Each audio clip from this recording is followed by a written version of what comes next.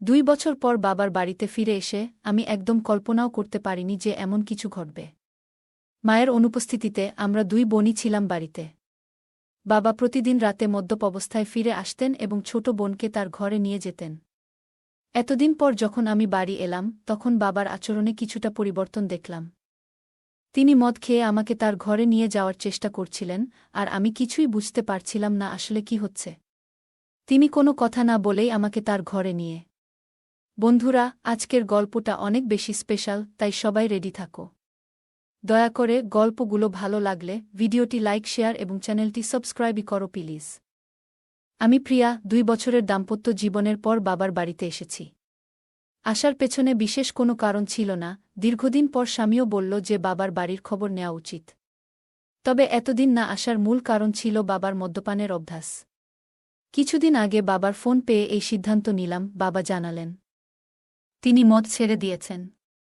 তার মলিন মুখ দেখে এবং ছোট বোন তানিয়ার সাথে দেখা করার ইচ্ছা হল।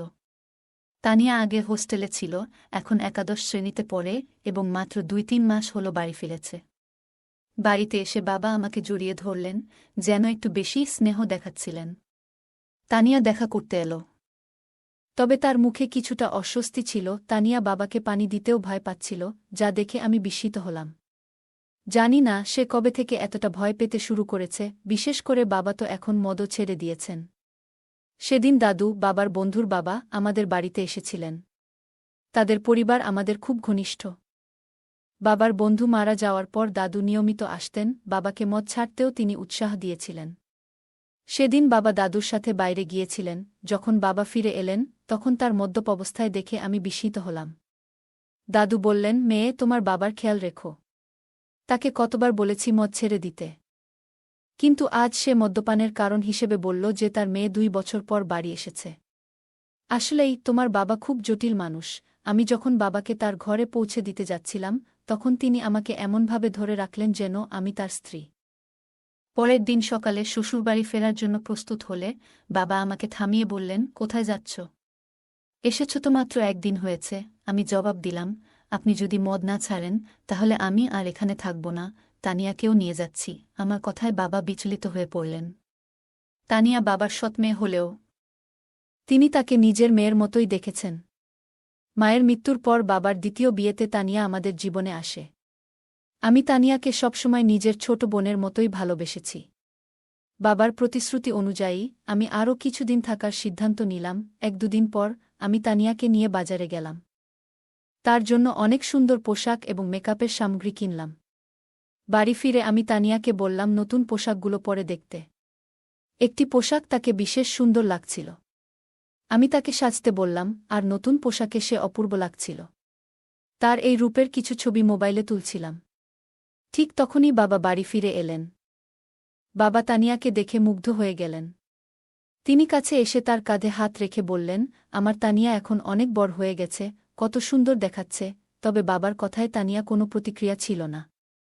মনে হচ্ছিল বাবার হাত তার কাঁধে রাখাটা সে একদমই সহ্য করতে পারছে না, আর সঙ্গে সঙ্গে সেখান থেকে সরে গেল। সেই রাতে আমি আর তানিয়া এক ঘরে শুয়েছিলাম। হঠাৎ ঘুমের মধ্যে দেখি তানিয়া কাঁদছে। প্রথমে ভাবলাম হয়তো কোনো দুঃস্বপ্ন দেখেছে, তাই ঘটনাটা এড়িয়ে গেলাম। কিন্তু কিছুদিন পর আবার দেখলাম একই ঘটনা। তানিয়া রাতে কাঁদছে। প্রতিদিন কি আর কেউ এত দুঃস্বপ্ন দেখে? তখন থেকেই আমার মনে সন্দেহ জাগতে লাগল। সেই রাতেই তাকে জাগিয়ে জিজ্ঞেস করলাম, তানিয়া, কি হয়েছে? তুমি কেন কাঁদছ? সে বলল, কিছু না, হয়তো কোনো খারাপ স্বপ্ন দেখেছি। তার কথা শুনে আমারও ঘুম চলে গেল। কিছুক্ষণ আমি নৈশ বাতির আলো বসেছিলাম। হঠাৎ আমার দৃষ্টি পড়ল তানিয়ার দিকে। সে ঘুমের মধ্যে পাশ ফিরে শুয়েছিল। আমি খেয়াল করলাম তার শরীরের কিছু অস্বাভাবিক পরিবর্তন। আমার মনে হল বিয়ের 2 বছর পেরিয়ে গেলেও আমার শারীরিক অবস্থায় তেমন কোনো পরিবর্তন আসেনি। কিন্তু তানিয়ার ক্ষেত্রে ব্যাপারটা সম্পূর্ণ আলাদা ছিল। তার শারীরিক পরিবর্তনগুলো স্পষ্ট ছিল। বাড়িতে ফিরে আমি লক্ষ্য করলাম তানিয়া সবসময় ঢিলেঢালা পোশাক পরছে এবং নিজেকে আড়াল করে চলেছে। তখন বুঝতে পারলাম এর পেছনে নিশ্চয়ই কোনো কারণ আছে। মাত্র 17 বছরের একটি মেয়ের শরীরে এত পরিবর্তন কিভাবে হলো তা ভেবে আমি অবাক হলাম। কৌতূহলী হয়ে আমি তার কলেজের কয়েকজন বন্ধুর সাথে কথা বলি এবং জানতে চেষ্টা করলাম তানিয়ার কি কোনো বিশেষ বন্ধু আছে।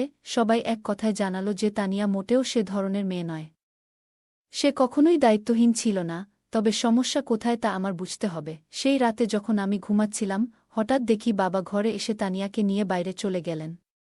আমি সবকিছু চোখের আড়াল থেকে দেখছিলাম, কিন্তু কিছু বলতে পারলাম না। অনেকটা সময় পার হয়ে গেল, তানিয়া তখনও ঘরে ফিরছিল না। অবশেষে যখন সে ফিরে এলো, আমি খেয়াল করলাম তার হাঁটা স্বাভাবিক নয়, সে বেশ অস্বস্তি নিয়ে চলাফেরা করছে। পরের দিন দুপুরে যখন তানিয়ার কলেজ থেকে বাড়ি ফিরল, তখন আমি সরাসরি তাকে জিজ্ঞাসা করলাম, রাতে তুমি বাবার সাথে কোথায় গিয়েছিলে? সে বলল, বাবা ক্ষুধার্ত ছিলেন তাই তাকে খাওয়াতে গিয়েছিলাম। তানিয়ার এই ব্যাখ্যা আমার ঠিক মনে হল না। তখন আমি সরাসরি তানিয়াকে জিজ্ঞেস করলাম, তানিয়া, তুমি বাবাকে কেমন মনে করো? তিনি কি তোমাকে কোনোভাবে বিরক্ত করেন বা তোমার বয়সের তুলনায় বাসার ভারী কোনো কাজ করতে বলেন? তানিয়া দ্রুত বলল, না না, বাবা তো আমার খুব যত্ন নেন। তারপর সে নিজের ঘরে চলে গেল। আমার বাবা এখনও বেশ তরুণ দেখতে ছিলেন। তার বয়স এখনও ৫০ও পেরোয়নি। আমি দেখেছি তিনি সকালে নিয়মিত ব্যায়াম করেন এবং তানিয়াকেও সঙ্গে ডেকে নেন। কিন্তু তাদের মধ্যে কি চলছে তা আমি বুঝতে পারছিলাম না। একদিন হঠাৎ আমার ননদ ফোন করলেন। তিনি তানিয়ার জন্য একটি সম্পর্কের প্রস্তাব নিয়ে কথা বললেন। আমি তাকে জানালাম যে তানিয়া মাত্র ১৭ বছরের মেয়ে। তখন তিনি বললেন, প্রস্তাবটি খুব ভালো, ছেলে প্রতিষ্ঠিত।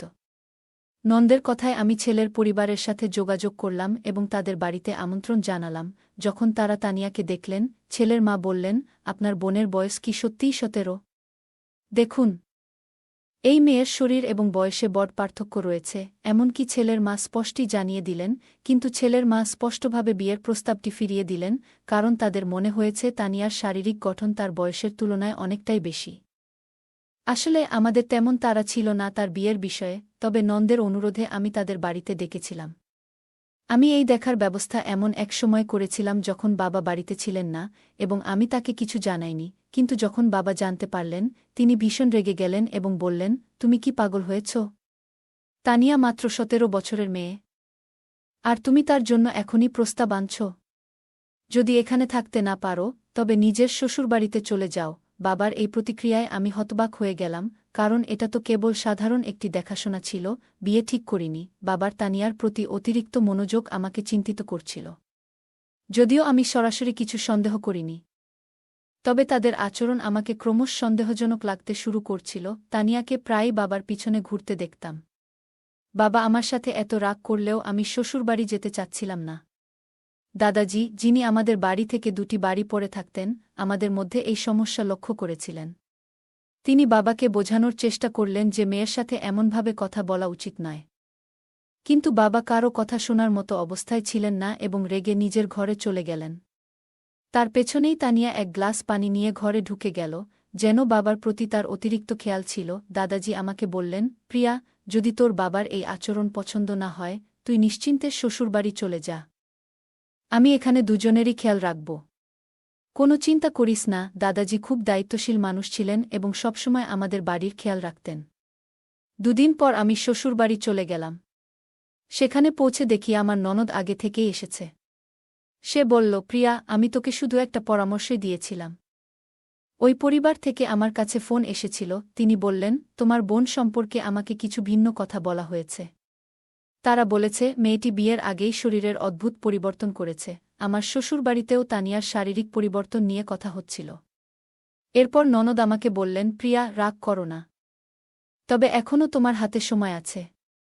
তুমি এখনই ভালো কোনো পরিবারের সাথে তানিয়ার বিয়ের ব্যবস্থা করো। কারণ তার বয়স বাড়লে শরীরের পরিবর্তন আরও বেশি হবে, তখন তার জন্য উপযুক্ত পাত্র খুঁজে পাওয়া কঠিন হয়ে যাবে। নন্দের কথা সত্যিই ছিল। আমি তার কাছ থেকে আরও ৪-৫টি প্রস্তাবের যোগাযোগ নম্বর নিলাম এবং সরাসরি আমার বাবার বাড়িতে চলে গেলাম। সেখানে গিয়ে বাবাকে স্পষ্ট বললাম, আমি তানিয়ার জন্য সম্পর্ক দেখতে শুরু করেছি। বাবা এতে রেগে গেলেন, কিন্তু আমি তার রাগের পরোয়া করলাম না, কারণ আমি আমার বোনের ভবিষ্যৎ নিয়ে চিন্তিত ছিলাম। বাবা তর্ক করে বললেন, তানিয়ার বিয়ে হয়ে গেলেও আমি কিভাবে এই বাড়িতে একা থাকব? তোমার মা চলে যাওয়ার পর তানিয়া আমার জন্য মায়ের মতো হয়ে উঠেছে। বাবার কথা শুনে আমি কিছুটা বিরক্ত হয়ে বললাম, আপনার স্ত্রীর মতো বলতে চান? মানে সে খুব যত্নশীল? তিনি সঙ্গে সঙ্গে কথা ঠিক করে বললেন, মানে সে আমার খুব খেয়াল রাখে। তার বিয়ের পর আমার দেখাশোনা কে করবে? আমি বাবাকে বললাম, আপনার পেনশন তো আসে। আপনি একজন সেবিকা রাখতে পারেন, যিনি ২৪ ঘণ্টা আপনার যত্ন নেবেন। আসলে বাবাকে বোঝানোর প্রয়োজন ছিল না, কারণ তানিয়া সবসময় আমার কথা শুনত। আমার দেখা ৪-৫টি সম্পর্কের মধ্যে একটি পরিবার তানিয়াকে পছন্দ করেছিল। সেই পরিবার আমাদের শহরেই ছিল এবং ছেলেটি একটি বড় কোম্পানিতে চাকরি করত। তানিয়ার ১৮ বছর হতে এখনও ৮ মাস বাকি ছিল, তবে আমি কাউকে কিছু না জানিয়ে সেই সম্পর্কটি ঠিক করে দিলাম এবং দ্রুত তার বিয়ে দিয়ে দিলাম। তানিয়ার বিয়ে হয়ে যাওয়ায় আমি আবার নিজের মনে শান্তি পেলাম। হ্যাঁ, কিন্তু আমি যেমনটা ভেবেছিলাম তেমন কিছুই হয়নি। বিয়ের প্রথম রাতের পরেই দ্বিতীয় দিনেই তানিয়া বাড়ি ফিরে এসেছিল। তার স্বামী রাগ করে তাকে বাড়িতে রেখে চলে গিয়েছিল, আর তানিয়াও কাঁদছিল। আমি তাকে জিজ্ঞাসা করলাম, তানিয়া, মাত্র একদিনেই এমন কি ঘটল শ্বশুরবাড়িতে যে তোমার স্বামী এত রেগে গিয়ে তোমাকে এখানে রেখে দিল?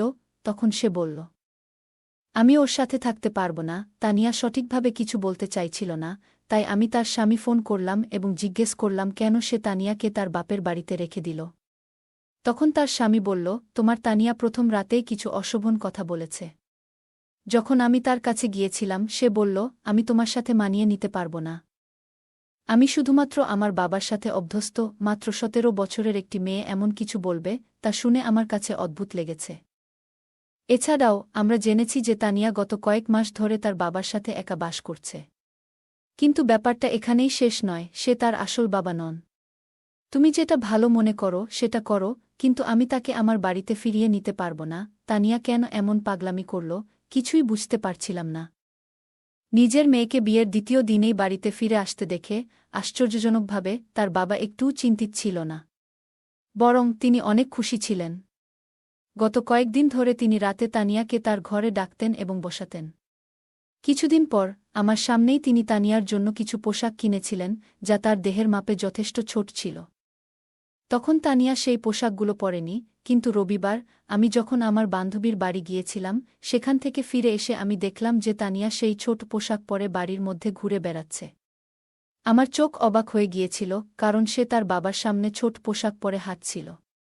বাবা যেভাবে তাকে দেখছিলেন সেটা দেখে আমি সাথে সাথেই তানিয়ার হাত ধরে তাকে আমার ঘরে নিয়ে গেলাম এবং বললাম, তানিয়া, এখন তুমি আর ছোট নেই, একবার নিজেকে আয়নায় দেখো। বাবার সামনে এমন ছোট পোশাক পরে ঘুরে বেড়ানো ঠিক নয়। তানিয়া আমার কথাগুলো শান্তভাবে শুনল, কিন্তু কোনো উত্তর দিল না। সেদিন রাতে আমি ঘুমাচ্ছিলাম। তখন হঠাৎ আমার মনে হলো যেন কেউ আমাকে ধাক্কা দিয়েছে। ঘুম ভেঙে দেখি পাশে তানিয়া নেই। আমি তাকিয়ে দেখলাম সে ঘর থেকে বাইরে যাচ্ছিল। আমি তার পেছনে পেছনে গেলাম এবং দেখলাম সে বাবার ঘরের সামনে দাঁড়িয়ে আছে। আমি পেছন থেকে ডাকলাম, তানিয়া, এত রাতে কোথায় যাচ্ছ? কিন্তু সে আমার কথার কোনো উত্তর দিল না। এমনকি আমার দিকে তাকালো না। আমি তার সামনে এসে দাঁড়ালাম এবং তখন বুঝলাম তানিয়া আসলে ঘুমের মধ্যে হাঁটছিল। পরের দিন সকালে আমি তাকে জিজ্ঞেস করলাম, তানিয়া, তোমার কি ঘুমের মধ্যে হাঁটার সমস্যা আছে? সে বলল, আমারও ঠিক জানা নেই, আমি রাতে ঘুমের মধ্যে হাঁটি, কিন্তু কিছুই মনে থাকে না। আমরা যখন কথা বলছিলাম তখন আমার স্বামীর ফোন এলো। তিনি কয়েকদিনের মধ্যে আমাকে নিয়ে যেতে আসবেন বলে জানালেন। তানিয়া এই কথোপকথন শুনে আমাকে যেতে দিতে একদম রাজি ছিল না। ঠিক সেই মুহূর্তে দাদু সেখানে এসে হাজির হলেন। ৭ বছর বয়স হলেও দাদু এখনও বেশ শক্তিশালী ছিলেন। আমাদের কথাবার্তা অনেকেই শুনছিল। দাদু তানিয়াকে বললেন, তুমি শ্বশুরবাড়িতে থাকতে চাও না, কিন্তু তোমার বড় বোন তোমার মতো নয়। তার অনেক দায়িত্ব আছে। বাপের বাড়ি মেয়েদের জন্য অল্প সময়ের জায়গা। তাকে তার দায়িত্ব পালন করতে হবে, তাকে বাধা দিও না। দাদু তানিয়ার কাঁধে হাত রেখে কথা বলছিলেন, কিন্তু হঠাৎ তানিয়া দাদুর হাত ঝেড়ে ফেলল এবং বলল, আমাকে অযথা উপদেশ দেবেন না। সে আমার বোন, তার সাথে কি কথা বলতে হবে সেটা আমি নিজেই দেখে নেব। আপনি নিজের বিষয়টা দেখুন। তানিয়ার এমন অদ্ভুত আচরণ আমারও ভালো লাগেনি। কয়েকদিন পর আমার স্বামী আমাকে নিতে আমার বাপের বাড়িতে এলো। তানিয়া তার জামাইয়ের কাছে কিছুদিনের জন্য বাড়িতে থাকার জেদ ধরল। আমার স্বামীও তানিয়ার জেদ দেখে রাজি হয়ে গেলেন। আমার স্বামী আমাকে বলল, প্রিয়া, তুমি গত কয়েকদিন ধরে বাপের বাড়িতে আছো। এই সময়ে তোমার বোনের সাথে অনেক কিছু ঘটেছে। তুমি একবারও তার সাথে এ বিষয়ে কথা বলেছ? আমি বললাম, এ নিয়ে কথা বলার কি আছে? যা হচ্ছে সবই সে নিজের ইচ্ছেতে করছে। আমার কথা শুনে স্বামী শুধু মাথা নাড়ল, কিছু বলল না। সেদিন রাতে আমরা একসাথে ঘুমাতে গেলাম, আর তানিয়া তার বাবার ঘরে ঘুমাচ্ছিল। পরের দিন আমরা সবাই ছোট্ট একটি ট্রিপে যাওয়ার পরিকল্পনা করেছিলাম। সকালে উঠে দেখলাম তানিয়া বাবার ঘর থেকে বের হয়নি। আমি বাবাকে জিজ্ঞেস করলাম, তানিয়া কোথায়? বাবা বলল, বাড়ির মধ্যেই কোথাও আছে। তাকে খুঁজতে খুঁজতে আমি ছাদে গেলাম। সেখানে দেখলাম তানিয়া এক কোণে বসে কাঁদছে এবং বারবার তার পেট চেপে ধরছে। আমি বললাম, তানিয়া, তোমার কি পেট ব্যথা করছে? তুমি এখানে একা বসে আছো কেন? সে কোনো উত্তর দিতে চাচ্ছিল না। আমি আবার বললাম, তানিয়া, তুমি তো তোমার জামাইকে এখানে থাকার জন্য জেদ করেছিলে। তোমার জামাই পুরো ট্রিপের আয়োজন করেছে। আমরা বাইরে ঘুরতে যাচ্ছি, আর তুমি এখানে কাঁদছ। ঠিক করে বলো, কি হয়েছে তোমার? আমি যখন কথা বলছিলাম, হঠাৎ তানিয়া আমাকে জড়িয়ে ধরে আরও জোরে কাঁদতে শুরু করল। সে বলল, দিদি, আমি কোথাও যেতে চাই না, তুমি বাবাকে নিয়ে যাও। আজ আমি আমার স্বামীকে ভীষণ মিস করছি। তানিয়া হঠাৎ করে তার স্বামীকে কেন এত মনে পড়ছে সেটা আমি বুঝতে পারছিলাম না। আমি তানিয়ার কথা কিছুতেই বুঝতে পারছিলাম না, তাই তাকে ঘরে নিয়ে এলাম। ঘরে এসে সে নিজের ঘরে ঢুকে চুপচাপ হয়ে গেল। তখন আমি বাবাকে বললাম, তানিয়ার শরীর হয়তো ভালো নেই, কাল তাকে নিয়ে বাইরে ঘুরতে যাব। বাবা সেদিন ছুটিতে ছিলেন, কিন্তু হঠাৎ মনে পড়ল জরুরি কিছু কাজ বাকি আছে। তিনি বললেন, তোমরা ঘুরতে যাও, আমি কাজে যাচ্ছি। বাবার আচরণ আমার কাছে অদ্ভুত লাগল। তিনি বাড়িতে থাকার কথা বলেছিলেন, অথচ এখন কাজের অজুহাত দিচ্ছেন। তানিয়া বলল, আমি যতই অসুস্থ থাকি, তোমাদের সাথে বাইরে যাব। আমি জানতাম তার শরীর ভালো নেই, তাই বললাম, আজ তুমি বিশ্রাম করো, কাল আমরা বাইরে যাব। পরে বাবা আর তানিয়া আমাদের সাথে বাইরে গেলেন না, কিন্তু আমি আর আমার স্বামী ঘোরার পরিকল্পনা বাতিল না করেই বেরিয়ে পড়লাম। সন্ধ্যায় তানিয়া স্বামীকে নিয়ে বাড়ি ফিরে দেখি তানিয়ার ঘর থেকে কিছু অদ্ভুত আওয়াজ আসছে। তার সেই আওয়াজ শুনে আমরা ভীষণ ভয় পেয়ে গেলাম। আমরা দৌড়ে তার ঘরের কাছে গেলাম, কিন্তু ঘরের দরজা ভেতর থেকে বন্ধ ছিল। আমার স্বামী দরজাটা ভেঙে ফেলল, আর ভেতরে যা দেখলাম তা দেখে আমরা যা দেখলাম তাতে আমরা গভীরভাবে বিচলিত হয়ে পড়েছিলাম। আমার ১৭ বছরের বোন তানিয়া এমন একজন বৃদ্ধের সাথে ছিল, যার আচরণ একেবারেই অনুচিত ও অপ্রত্যাশিত ছিল। সেই দৃশ্য দেখে আমার স্বামী প্রচণ্ড রেগে গিয়ে সরাসরি সেই ব্যক্তির দিকে এগিয়ে যায় এবং তাকে জিজ্ঞাসা করতে শুরু করে। যখন আমরা বাড়ি থেকে বাইরে ছিলাম, তখন শুধু বাবা আর তানিয়া ছিল ঘরে। কিন্তু যেটা ঘটছিল তার কেন্দ্রে ছিল এক প্রবীণ ব্যক্তি, যিনি প্রায় ৬০ বছরের। আমি বাবার ঘরে গিয়ে দেখি তিনি সম্পূর্ণভাবে অচেতন অবস্থায় পড়ে আছেন। ঠিক সেই মুহূর্তে তানিয়া আমার কাছে ছুটে এসে জড়িয়ে ধরে। আমি তাকে শান্ত করে জিজ্ঞেস করলাম, তানিয়া, আসলে কি ঘটছে? এই ব্যক্তি কি তোমার সাথে এর আগেও এমন কিছু করেছে? তানিয়া চোখ মুছতে মুছতে বলল, হ্যাঁ দিদি, দাদু অনেকবার আমার প্রতি অন্যায় আচরণ করেছে। এমনকি গতকাল রাতেও তার আচরণ খুবই খারাপ ছিল। দাদু বাবাকে কিছু টাকা ঋণ দিয়েছিলেন, কারণ বাবার বাজে অভ্যাসের জন্য আমাদের বাড়িটা প্রায় বিক্রি হওয়ার পথে ছিল। তখন দাদু আমাদের সাহায্য করেছিলেন। বাবা সেই ঋণ শোধ করতে না পারলে হয়তো আইনগত সমস্যায় পড়ে যেতেন। সে সময় আমি ভেবেছিলাম দাদু একজন ভালো মানুষ, কিন্তু পরে বুঝতে পারলাম তার আসল চেহারা অন্যরকম। দাদু প্রায়ই বাড়িতে এসে বাবার সাথে মদ খেতেন, আর বাবা ঘুমিয়ে পড়লে আমাকে অত্যাচার করতেন। গতকালও একইভাবে আমাকে হুমকি দিয়ে বললেন, কাউকে বললে বাবাকে জেলে পাঠাবেন। এতদিন এসব সহ্য করেছি, কিন্তু তোমাকে বলতে পারিনি। তুমি আমাকে সবসময় ভুল বুঝেছ, কখনো পাশে দাঁড়াওনি। বাবাকেও কিছু বলতে পারিনি, কারণ তিনি বারবার মদের মধ্যে ডুবে যেতেন। বাবাও সবসময় আমার সাথে রাগ করতেন, আর আমি কিছুই করতে পারতাম না। বিয়ের পরও সেই বৃদ্ধ লোকটার কথা মনে পড়ত, যা আমাকে কষ্ট দিত। এজন্য রাতে ঘুমের মধ্যে অজান্তেই কিছু বলতাম, কখনো বাবার নামও বেরিয়ে আসত। আমার স্বামীও আমাকে বুঝতে পারেননি। বিয়ের দুদিন পরই আমাকে বাপের বাড়ি রেখে চলে যান। তানিয়ার কথা শুনে আমার চোখে জল এলো। তার স্বামী ও দুলাভাইও কাঁদছিলেন। আমি তাকে না বুঝেই সবসময় রাগ দেখিয়েছি, বড় বোন হিসেবে আমার দায়িত্ব পালন করিনি। আমি তানিয়ার কাছে ক্ষমা চাইলাম। বাবা যখন সব জানলেন, তখন নিজেকে দোষী ভাবতে লাগলেন। মদের নেশায় তিনি আমাদের পরিবারকে বিপদে ফেলেছিলেন। আমি তানিয়াকে কিছুদিন নিজের কাছে রাখলাম, তার মানসিক অবস্থার উন্নতি হল। 18 বছর বয়সে তার স্বামী আবার তাকে বাড়ি নিয়ে গেল। অতীত মেনে নিলেও তানিয়ার সহ্য করা কষ্টের পূরণ আমাদের কারও পক্ষে সম্ভব ছিল না। আমরা সেই বৃদ্ধ লোকটাকে পুলিশের হাতে তুলে দিলাম এবং সে শাস্তি পেল যা তার প্রাপ্ত ছিল। বন্ধুরা, বাচ্চাদের যত্ন ও ভালোবাসা গুরুত্বপূর্ণ। পরিবারের সবাই মিলে নিয়মিত কথা বলা ও নজর রাখা উচিত, যাতে তারা সুখী থাকে এবং কোনো চাপের মধ্যে না থাকে। গল্পটা কেমন লাগলো জানাতে ভুলবে না। আরও মজার মজার রোমান্টিক গল্প শুনতে চাইলে ভিডিওটি লাইক, শেয়ার এবং চ্যানেলটি সাবস্ক্রাইব করতে এবং বেল আইকনটি ক্লিক করতে ভুলবে না। ধন্যবাদ।